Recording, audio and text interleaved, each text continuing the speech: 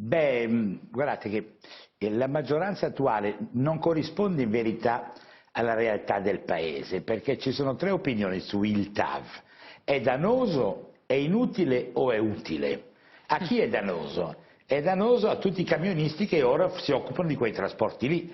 Ora, gran parte di quei camionisti sono dell'area partenopea o allargata, quell'area lì, dove una parte dei finanziamenti per comprare mezzi di locomozione che costano da €500.000 al €1.000.000 è una parte che ha un finanziamento non direttamente legato alle banche, ma molto spesso legate a tutte quelle aree un po' indiscriminate e poco percorribili che sconfinano e confinano talvolta anche con la camorra. Attenzione, alziamo le mani.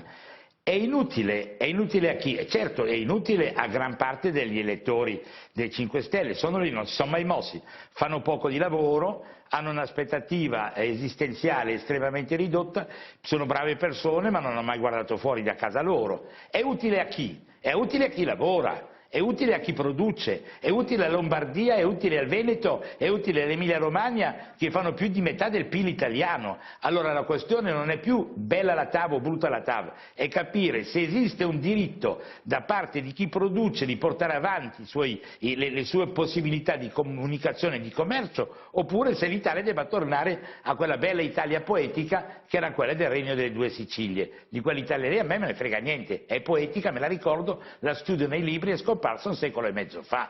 Viviamo in un altro mondo. Guardate che c'è stata un po' di discussione del genere quando nel 1906 hanno aperto il tunnel del Sempione. Sì. Ma se non avessimo aperto il tunnel del Sempione, Marinetti non andava mai a Parigi con Boccioni per far nascere il futurismo. Cioè i trasporti sono stati la chiave dell'europeizzazione e lì si arriva alla questione centrale.